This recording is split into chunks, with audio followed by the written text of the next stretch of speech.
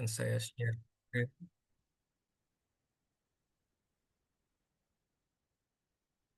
Boleh izinkan share screen ya? Terima kasih. Ya, pada hari ini kita akan belajar bersama satu firman Tuhan dengan tema Tetaplah Berdoa. Kita akan baca satu ayat saja, yaitu dari 1 Tesalonika 5 ayat 17. Ini adalah ayatnya, Tetaplah berdoa. Ya, Bapak Ibu semuanya, ada salah seorang anak sekolah minggu yang saya kenal dekat sekali. Dan ketika saya mendengarkan doa anak itu, sewaktu dia doa persembahan, doanya ini unik. Sebab beberapa kali anak sekolah minggu itu kalau berdoa persembahan kurang lebih seperti ini, Bapak Ibu. Tuhan, terima kasih kami boleh berikan persembahan. Tuhan berkati persembahan ini agar bisa dipakai di gereja ini. Tuhan berkati lause-lause yang mengajar anak. Lalu apa yang membuat doa ini unik ya? Sebab saya itu teringat akan Ulangan 6 ayat 24 sampai 26. LAI itu berikan judul perikop itu ucapan berkat imam. Nah, dalam Ulangan 6 itu Tuhan memerintahkan Musa untuk memberkati umat Israel dengan apa? Tuhan memberkati engkau, Tuhan menyinari engkau, Tuhan menghadapkan wajahnya kepadamu. Lalu apa yang membuat unik bagi saya akan doa anak ini? Sebab bagi saya keunikan doa anak ini itu mirip dengan bagian ucapan berkat imam di mana di Ulangan 6 ya, kata Tuhan yang dia ucapkan sebanyak 3 kali. Ya, saya tidak tahu apakah dia itu sudah pernah membaca bagian Ulangan 6 atau di tengah ketidaktahuannya itu, mungkin dia berdoa dengan mengucapkan nama Tuhan sebanyak 3 kali. Mirip-mirip dengan Ulangan 6 itu. Tapi satu hal yang saya pahami bahwa anak ini mau berdoa. Dan di salah satu postingan IG di akun maminya, saya itu melihat ada postingan di mana dia itu berdoa persembahan. Dia lakukan itu sewaktu dia masih kecil bahkan. Tidak jarang dia juga kirimkan pesan WhatsApp ke saya dengan doa-doa yang dia doakan untuk saya juga. Kemudian juga dengan ayat-ayat Alkitab. Ya, saya pun juga mendoakan dia setiap hari. Ya, bagi saya mungkin doa anak kecil yang berusia 7 menuju 8 tahun ini lebih tulus. Mungkin dibandingkan dengan doa saya sendiri. Mengapa? Karena dari yang saya lihat, dia berdoa di tengah kemampuannya sebagai anak-anak, di tengah pemahamannya dia sebagai anak-anak, untuk mendoakan mereka, mungkin mami papinya, cecenya, atau lause-lause lain. Tapi dari kisah ini, dari ilustrasi ini, saya itu mau menyampaikan bahwa anak-anak saja yang sering kali kita anggap masih kecil, itu saja mau dan bisa berdoa. Lalu bagaimana dengan kita? Apakah kita sudah berdoa? Apakah kita sudah membangun kehidupan berdoa? Apakah kita berdoa oleh karena kita rindu Tuhan? Atau jangan-jangan hanya menjalankan syariat ya? Atau kewajiban harian? Karena terkadang saya pun dalam kehidupan doa saya bisa jatuh ke dalam ekstrim ini. Jangan-jangan hanya menjalankan syariat atau kewajiban harian. Atau mungkin kita berdoa hanya di waktu butuh Tuhan. Hanya di waktu merasakan atau menghadapi pergumulan. Dan pertanyaan saya pagi ini, bagaimana kehidupan doa kita? Sudahkah kita bersama menyadari betapa pentingnya kehidupan berdoa kepada Tuhan yang hidup? Nah, Bapak Ibu, firman Tuhan dalam 1 Tesalonika 5 ayat 17 itu mungkin pendek sekali ya ayatnya ya. Karena di bahasa Indonesia itu cuma 2 kata, tetaplah berdoa. Paulus itu menuliskan kata tetaplah berdoa. Ini di tengah nasihat-nasihat lain yang Paulus sampaikan kepada jemaat Tesalonika. Tapi kenapa sih Paulus menuliskan berbagai nasihat itu? Apa sih yang sebenarnya Paulus mau tuliskan kepada jemaat Tesalonika? Sebenarnya apa yang dialami jemaat Tesalonika sampai-sampai Paulus itu menulis tetaplah berdoa? Memang jemaat Tesalonika itu lagi malas berdoa ya? Nggak mau beribadah? Atau apa yang sebenarnya terjadi dengan jemaat Tesalonika? Nah, mari kita lihat 2 alasan ya yang saya temukan. Yang pertama itu adalah jemaat Tesalonika ini adalah jemaat yang baru bertobat. Nah, Bapak Ibu, jemaat Tesalonika ini adalah jemaat yang baru-baru saja bertobat dari penyembahan berhala. Kita bisa lihat di 1 Tesalonika 1 ayat 9. Saya bacakan. Sebab mereka sendiri bercerita tentang kami. Bagaimana kami kamu sambut dan bagaimana kamu berbalik dari berhala-berhala kepada Allah untuk melayani Allah yang hidup dan yang benar. Berarti yang pertama, kenapa Paulus menuliskan tetaplah berdoa? Berarti awalnya jemaat Tesalonika itu menyembah berhala-berhala. Karena kota Tesalonika ini adalah kota yang besar, kota pelabuhan bahkan. Berarti Tesalonika ini menjadi tempat yang multikultural, banyak budaya-budaya, tetapi masih didominasi sama budaya Yunani. Besar kemungkinan karena didominasi budaya Yunani, berarti orang-orang masyarakat luas itu, masyarakat Tesalonika itu menyembah dewa-dewa. Mungkin menyembah dewa Zeus, dewa petir. Mungkin mungkin menyembah dewa Apollo, dewa yang menyembuhkan. Menyembah dewa Artemis mungkin, dewa kesuburan dan perlindungan akan perempuan. Dan mungkin mungkin menyembah Dionysus, dewa kegembiraan dan dewa-dewi lainnya. Nah, Bapak Ibu, ini dewa-dewi ini adalah Tuhan yang sejati, Tuhan yang hidup, atau ilah yang mati, yang hanya buatan tangan manusia. Ya, tentu dewa-dewi ini meskipun memiliki wujud, memiliki rupa, meski memiliki bentuk ya, dipatungkan, meski disembah, tetapi dewa-dewi ini adalah mati, tidak hidup. Paulus suatu saat itu pernah pergi ke Athena, dan di Athena itu adalah pusat kota Yunani. Bahkan sampai saat ini Athena itu menjadi kota ya. Lalu apa yang Paulus rasakan di Athena? Kalau kita baca Kisah Rasul 17 ayat 16, itu dijelaskan, sementara Paulus menantikan mereka di Athena, sangat sedih hatinya. Loh kok Paulus bisa sedih? Sedih karena apa? Karena ia melihat bahwa kota itu penuh dengan patung-patung berhala. Tapi untuk jemaat Tesalonika, Paulus dalam suratnya ini menuliskan bahwa ia bersyukur. Apa salah satu hal yang Paulus syukuri kepada Tuhan atas jemaat Tesalonika? Di Tesalonika 1 ayat 9, seperti yang saya jelaskan tadi, jemaat Tesalonika itu berbalik dari berhala-berhala kepada Allah untuk melayani Allah yang hidup dan yang benar. Ini adalah salah satu hal yang Paulus syukuri kepada Tuhan. Salah satu hal yang membuat Paulus bersuka cita. Jadi mereka bukan lagi berdoa kepada dewa-dewa yang sebenarnya hanya buatan tangan manusia. Yang sebenarnya hanyalah dongeng turun-temurun. Bukan lagi berdoa kepada dewa-dewi Yunani. Tapi mereka berdoa, mereka melayani, mereka menyembah kepada Tuhan Allah yang hidup. Tuhan yang bukan hanya Tuhan di Yunani saja, tetapi Tuhan yang adalah pemilik penguasa alam semesta. Jadi ketika Paulus menuliskan tetaplah berdoa, sekarang jemaat Tesalonika itu tetap berdoa kepada Tuhan yang hidup. Mereka terus berdoa kepada Tuhan yang hidup dan bukan lagi kepada ilah yang mati. Lalu alasan apa lagi? Kenapa Paulus tuliskan jemaat Tesalonika harus tetaplah berdoa? Yang kedua adalah karena jemaat Tesalonika itu mengalami penganiayaan. Bapak Ibu, Paulus menuliskan agar jemaat Tesalonika tetap berdoa oleh karena penganiayaan yang mereka hadapi. Kita bisa lihat di 1 Tesalonika 1 ayat 6 ya. Dan kamu, saya bacakan, telah menjadi penurut kami dan penurut Tuhan dalam penindasan yang berat. Kamu telah menerima firman itu dengan sukacita yang dikerjakan oleh Roh Kudus. Kemudian di 1 Tesalonika 2 ayat 14 saya bacakan, sebab kamu saudara-saudara telah menjadi penurut jemaat-jemaat Allah di Yudea, jemaat-jemaat di dalam Kristus Yesus.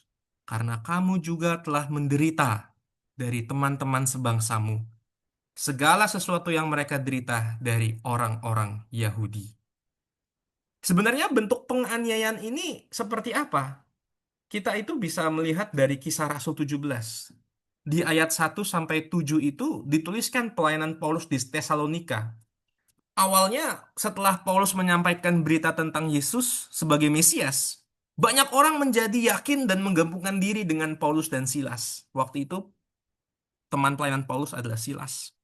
Namun di ayat 5 dijelaskan, saya bacakan, tetapi orang-orang Yahudi menjadi iri hati dan dengan dibantu oleh beberapa penjahat dari antara petualang-petualang di pasar, mereka mengadakan keributan dan mengacau kota itu. Mereka menyerbu rumah Yason dengan maksud untuk menghadapkan Paulus dan Silas kepada sidang rakyat. Mereka membuat ribut, mereka mengacaukan kota. Selain itu, mereka menyerbu rumah Yason untuk cari Paulus dan Silas. Kemudian dilanjutkan, saya bacakan ayat 6.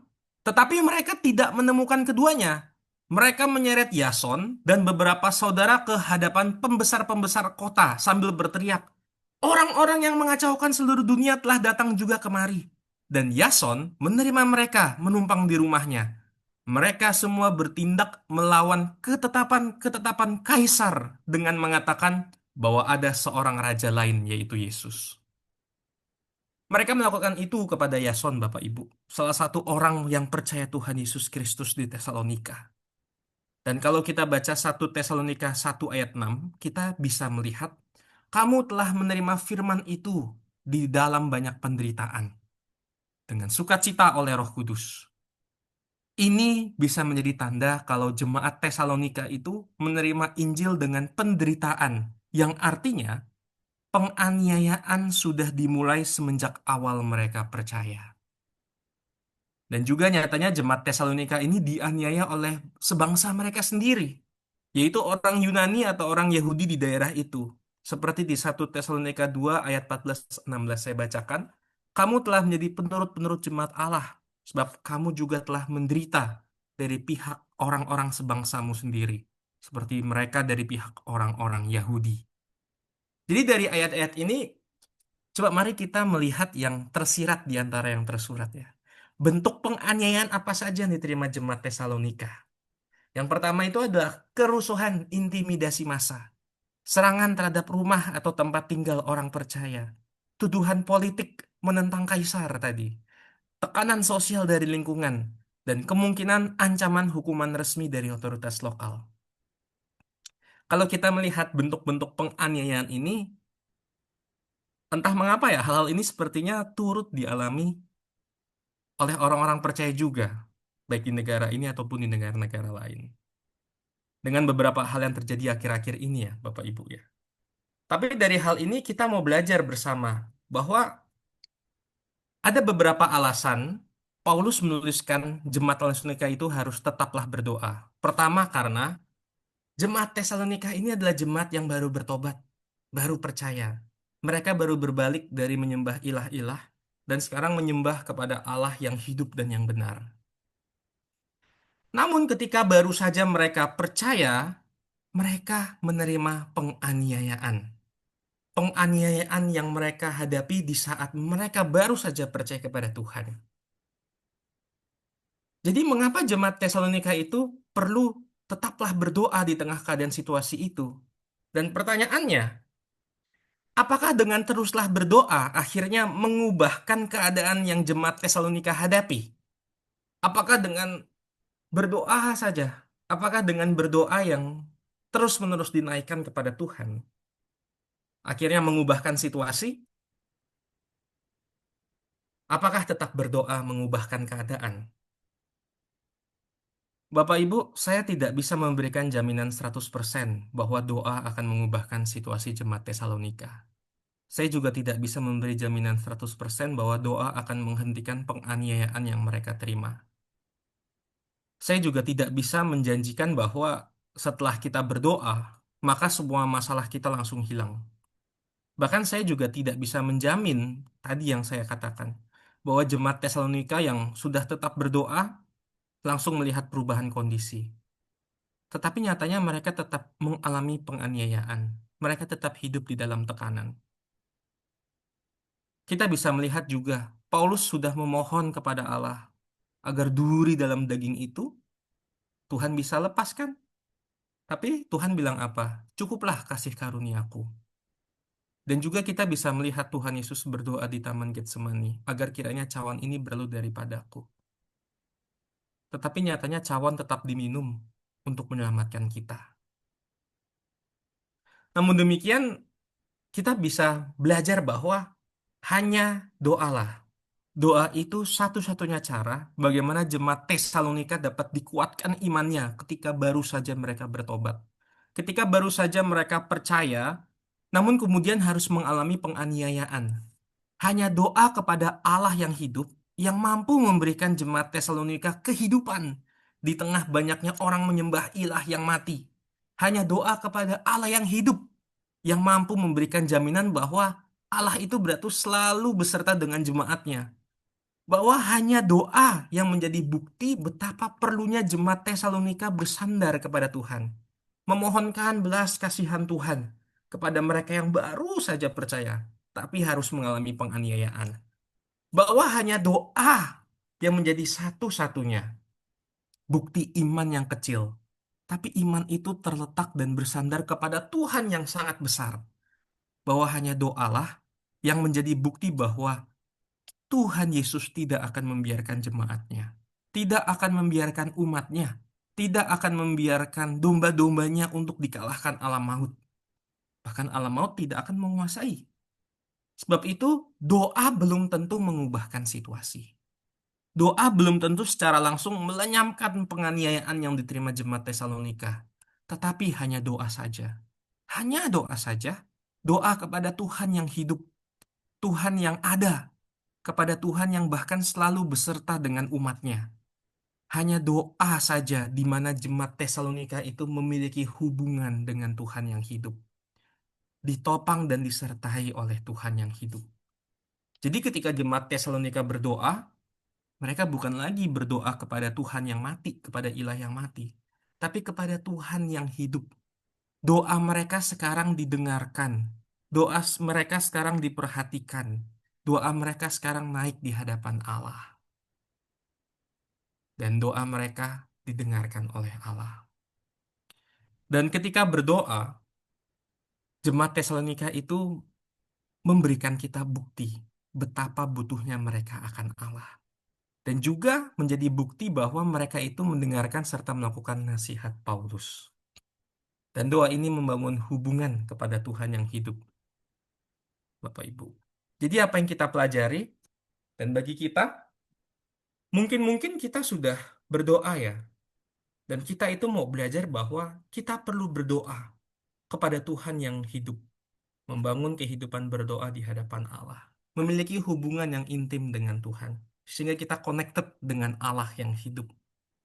Tapi mungkin kita sudah berdoa, mungkin kita sudah mengikuti nasihat Paulus untuk tetaplah berdoa. Tapi mungkin saja doa tidak mengubahkan situasi. Mungkin seperti ini, Bapak Ibu. Tapi kita mau melihat jemaat Tesalonika yang baru percaya, nyatanya mereka harus mengalami penganiayaan. Tapi hanya doa. Doalah yang menopang jemaat Tesalonika. Tetapi situasi mungkin saja tidak berubah. Dan ini kita mau belajar bersama. Mungkin ini berat sekali ya, bagi saya pun juga turut berat, dan saya pun juga cukup takut untuk menyampaikan sharing firman Tuhan ini. Doa mungkin saja tidak mengubahkan situasi. Oleh karena kita seringkali berdoa memohon agar Tuhan mengubahkan. Tapi bagaimana kalau situasinya tidak berubah? Mungkin situasi masih sama, tidak ada perubahan. Mungkin kita sudah berdoa berkali-kali. Kita sudah mengikuti nasihat Paulus untuk tetaplah berdoa.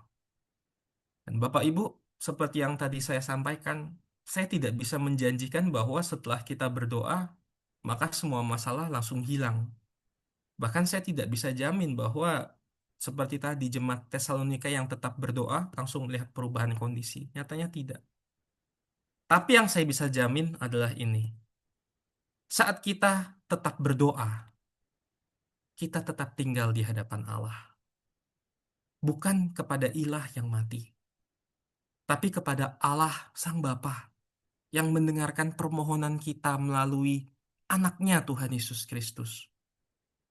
Dan ketika kita berdoa, kita ditolong oleh Roh Kudus. Kita mungkin tidak tahu mau berdoa apa. Kita mungkin sudah kehabisan kata, cuman bisa mengeluarkan air mata mungkin. Tapi doa yang dipimpin dan disertai oleh Roh Kudus. Doa yang kepada Allah yang hidup di dalam nama Tuhan Yesus Kristus. Itu menunjukkan kita tetap tinggal di hadapan Allah. Dan nyatanya melalui doa kepada Tuhan yang hidup, kita itu menemukan kekuatan yang dunia tidak dapat beri. Ya mungkin orang-orang di sekitar kita bilang akan mendukung, akan terus ada. Tapi tentu mereka tidak 24 jam bersama dengan kita. Nyatanya yang 24 jam bersama dengan kita itu hanyalah Tuhan. Dan kita menemukan kekuatan yang dunia tidak dapat beri. Dan inilah, Bapak Ibu, kita menemukan damai yang tidak tergantung kepada keadaan. Yaitu damai di dalam Tuhan sendiri.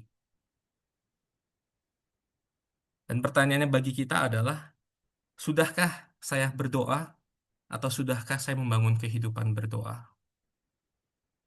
Seringkali sebabnya kita hanya mungkin-mungkin berdoa ketika ada masalah, mungkin-mungkin berdoa ketika sedang membutuhkan.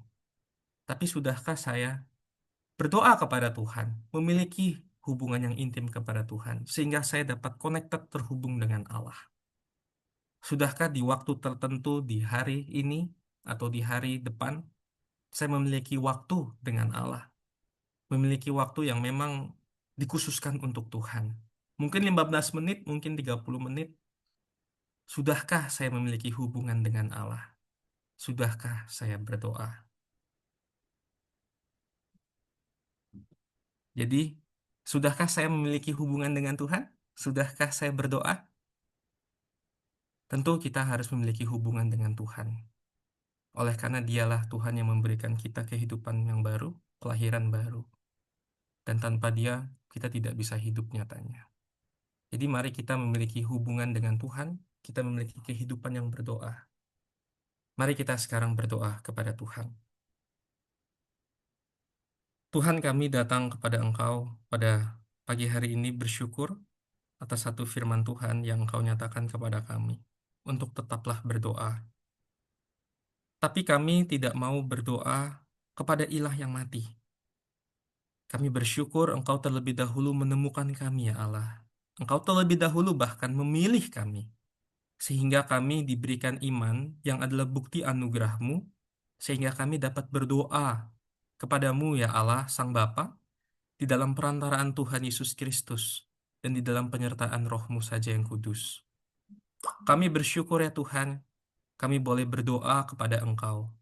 Kami boleh datang kepada Engkau setiap saat, ya Allah. Tidak dibatasi oleh tempat dan tidak dibatasi oleh waktu. Kami bersyukur Engkau ada, ya Tuhan, bagi kami. Kami bersyukur Engkau juga memberikan kami Roh-Mu yang mengingatkan kami untuk tetaplah berdoa. Tolong sertai kami, ya Tuhan, supaya dalam kehidupan kami dapat mengingat-Mu, dapat memiliki kehidupan yang berdoa. Mungkin seringkali kami berdoa hanya untuk menjalankan kewajiban harian, tapi berikanlah kami kerinduan, berikanlah kami kesadaran untuk terus berdoa, ya Tuhan. Kami tahu ini adalah salah satu bentuk disiplin rohani. Dan kami tahu seringkali kami mungkin saja malas untuk berdoa. Sebab itu tolonglah kami, ya Tuhan. Mungkin kami harus memaksakan diri kami, ya Allah. Oleh karena ini adalah bentuk latihan rohani. Sebab itu tolonglah kami, ya Tuhan. Sertailah kami, berikanlah kami kekuatan, serta berikanlah kami kemampuan untuk memiliki kehidupan yang berdoa. Kehidupan doa kepadamu, Allah yang hidup. Terima kasih, ya Allah. Tolonglah kami, ya Tuhan, dan sertailah kami.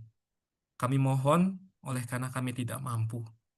Hanya di dalam nama Tuhan Yesus Kristus kami memohon dan berdoa. Amin.